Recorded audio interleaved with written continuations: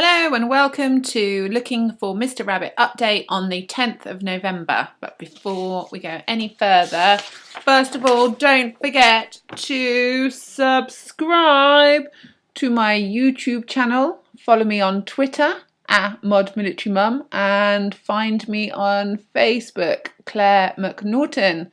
Also, I've got a Modern Military Mother Facebook page as well, so find me at either of those places. And don't forget to read all about what's going on in my world on my fabulous blog, amodernmilitarymother.com. Okay, so, and welcome to my new studio, which is work in progress really, because I'm now trying to vlog more often and do video updates for you. So, first of all, Looking for Mr. Rabbit, my manuscript that I am working on. It is still with Sarah Westcott at Addendum in Bradford and Avon, and she hasn't started it yet. I did get an email from her last week because she was recommending me to attend a literary festival, which is quite exciting. I don't know if they would want to book me, but excuse the pun. So I hope that goes ahead. But anyway, she hasn't started the manuscript yet. She's got one more manuscript to do, and then it's my manuscript, and then so we should have a bit more news maybe next week, I don't know, week after. It's work in progress. Obviously she needs to give it some time, so it's quite a big manuscript, 100,000 words for her to look at and to sort of have a little think about. So I thought I'd give you an update on what else has been happening in the world of Claire McNaughton. So we went to the theatre at Salisbury Playhouse on Saturday because we were very kindly invited to review a play by a writer called Neil Walker. The play is called Do We Do the Right Thing?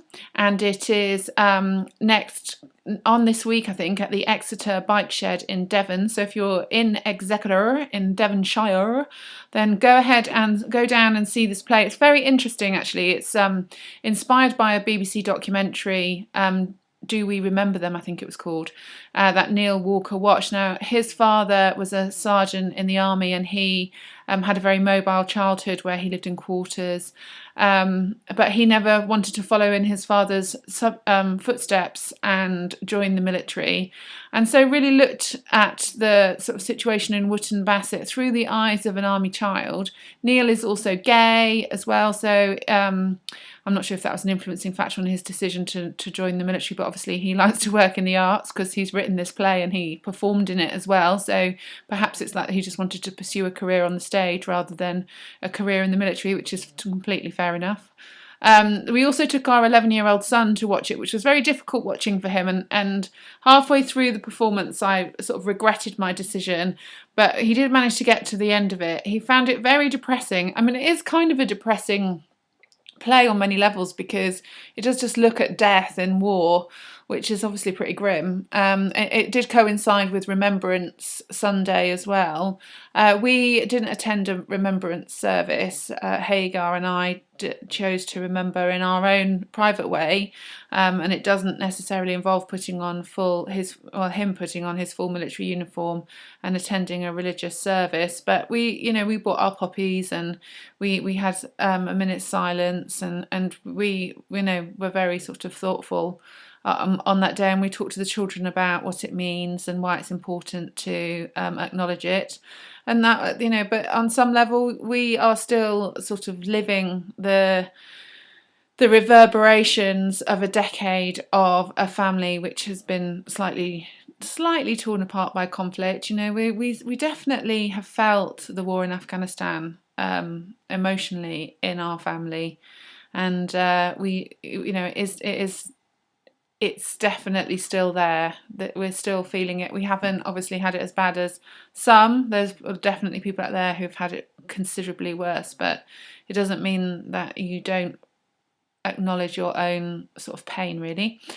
And anyway, on a more jolly subject, so also on last Wednesday I was at Salisbury Playhouse doing the She Writes theatre writers course, because I'm sort of trying to extend my reach in terms of my writing skills, and I'm working under the auspices of a a teacher called Angela Street, and she is very interested in developing strong female roles. So one of the things that we had to write about was menstruation, which is one of these sort of taboo topics in theatre or in the dramatic arts. Now, 50% of the world's population is female, and I'd probably say, let's say, I don't know, 70% of that 50% are probably still menstruating, and I definitely made that number up. But it is kind of interesting how it is quite a taboo subject to talk about periods, even though we all have them. And so she was sort of making us write about our periods in great detail, which for me, actually, as I was currently having my period at the time of that screenwriting session, was just a bit of a period overload. But I do think it's very interesting that the things that the sort of taboo subjects for male audiences as well as female audiences, because I think women talk amongst themselves about menstruation, menopause, masturbation, and these three taboo M's that we all go through as females, or most of us go through as females, but we don't talk openly about it. And obviously, the other thing that we sort of talked a little bit about is chin hair, which is the emergence of chin hair as you get older and the constant battle on it. And also, because it's November, I haven't bleached my moustache, but I'm not sure if you can see it, but I haven't bleached my moustache. But that's not really because it's November, it's just because I can't be asked. But I will get around to doing it. But these sort of taboo topics about female bodies, unless we are sort of sexualizing ourselves, which brings me back on to obviously the great boob debate, right? Do I get my boobs out or do I not get my boobs out? Right, it's quite interesting because I would like to welcome Mark Jackson to my YouTube channel, because he subscribed specifically because I made a reference to getting my tits out. And it's quite, although I did say it as a bit of a glib joke 2 YouTube videos ago, I do think and I feel sort of it's a bit anti-feminist, like I should not have to resort to even talking about my breasts in order to draw attention to myself. And I know it's a bit of a cheap shot, really. But it does sort of raise an interesting subject, because I don't really necessarily have a problem with getting my tits out, actually, because especially when I was younger, I used to get my tits out all the time, so I thought it was funny. So I'm not necessarily averse to doing it, but I just think that it's a bit of a cheap shot, you know, like when you were at school and girls used to get off with each other to get male attention. That used to really bug me. Like, I don't think that's, you know, surely we're easier ways of being able to engage in dialogue with people than having to snog other girls just because men are not paying us enough attention. And so, you know, really it is kind of bad that I'm even talking about getting my tits out to get attention. But then at the same time, do I feel emancipated and liberated enough to get them out? Oh, I can tell you, not today, because it's a bit chilly again, and I'm still talking about it. And if I do it, it's just not going to happen quickly, because, you know, I've got weekly updates to do, and no manuscript forthcoming, so I'm going to keep talking about it. Also on Tuesday I'm going to Eddington, WI. I do a lot of chats with the WIs. I had to audition actually to get into the you have to get into the WI Speakers Book. WI is the Women's Institute, and it's an organisation of women collectives that meet once a month in little village halls around the country. I'm in the Speakers Book for the Wiltshire Women's Institute Federation, and I get bookings like I've probably got one a month. Maybe not quite that now. I did have one a month this year, and I'm booked right the way up to October 2015, and I still get these little phone calls from people like, hello, it's Glenys from Broughton, WI. I just wondered, are you free on Tuesday the 9th of October in 2015 to come and speak to our WI?